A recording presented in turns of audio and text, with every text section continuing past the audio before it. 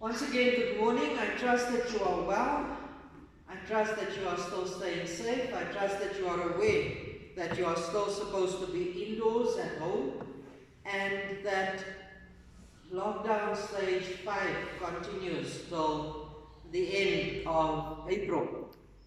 Lockdown stage 4 comes with its own challenges again, but still the things under lockdown 5 seem to stay. Just more people can go out to work, more people can move around, but still we are limited in our movement and we are called to stay safe, to wear face masks and to try and limit our interaction with other people, and also to observe social distancing.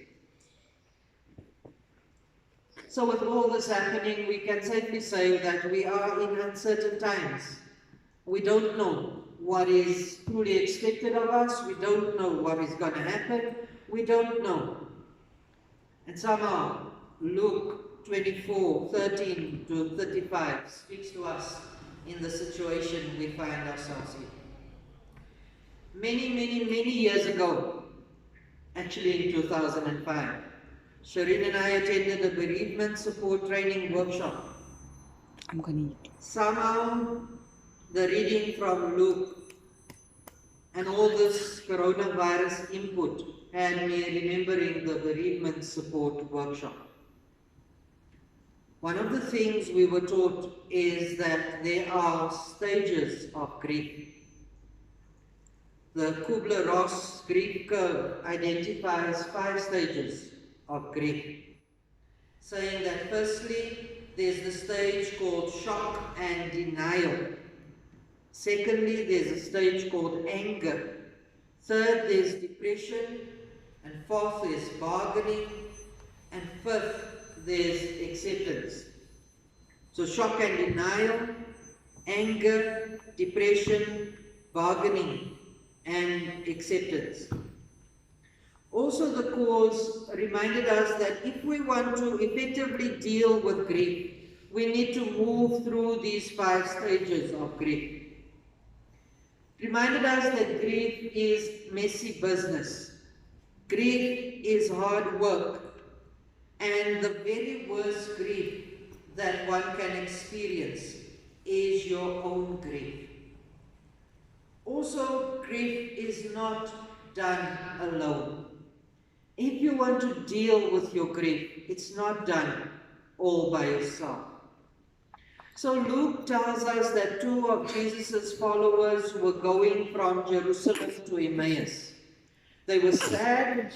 They were talking about Jesus and his crucifixion. They were also talking about the women who came and informed them that Jesus' body were not in the tomb anymore. They spoke about the hope they had and how hopeless the situation seems now. The hopeless situation they found themselves in.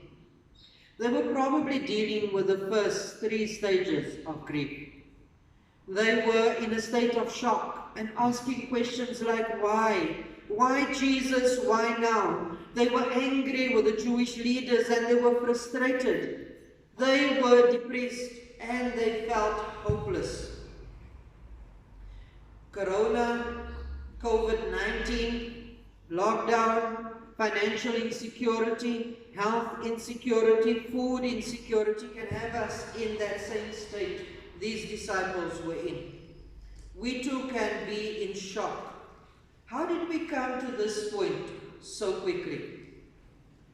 How is it possible that we had a year planned and suddenly nothing makes sense anymore? How did we come here? Why are we here? Why all this uncertainty? Why all this insecurity? Why? We can be angry and frustrated. The walls might be seeming to closing in on you. You might even be depressed and not have any hope. Our ministers are motivating us to wear face masks. On the other hand, they state that about 60% of the population might get the coronavirus, and stadiums and conference centers are being converted into isolation areas.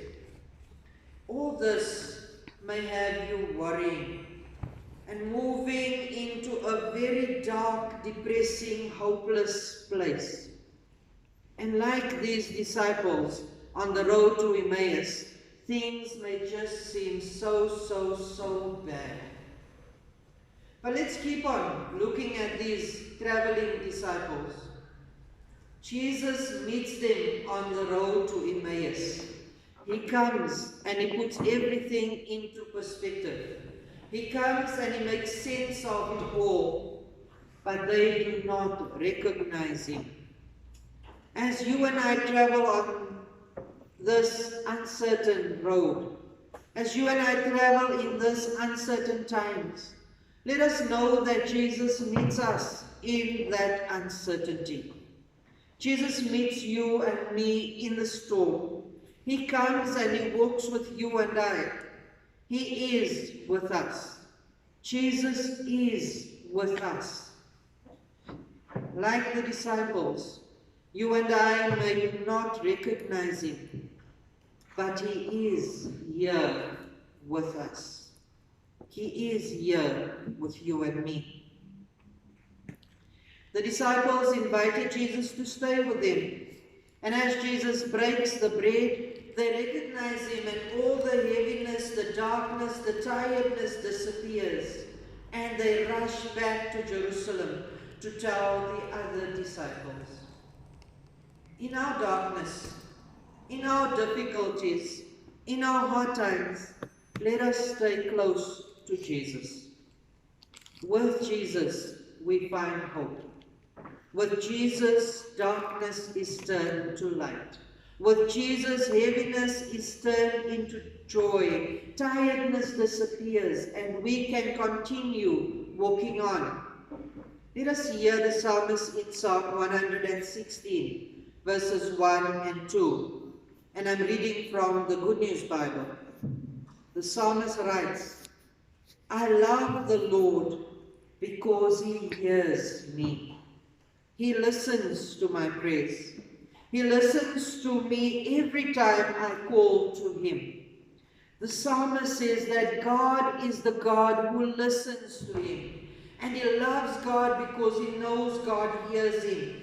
And God hears you and I as we call on him. The psalmist continues on in Psalm 116 verse 10, and he says, I keep on believing even when I said, I am completely crushed. I keep on believing even when I said, I am completely crushed. Let us keep on believing even though we may feel crushed. Let us keep on believing even though we may feel hopeless. Let us keep on praying. God loves you and God hears you and I as we call on him. And in conclusion, I want us to hear the collect again. And I want to ask you to make this your prayer as you journey on within this time the politicians call our new normal. The collect says, Risen Christ, you revealed yourself to the disciples and you calmed their fears. Meet us in our uncertainties and walk with us into the new life you bring. For you live and reign with the Father and the Holy Spirit, one God, now and forever. Amen. Meet us in our uncertainties and walk with us into the new life you bring. May that be our prayer as we journey on into this new week. Let us pray.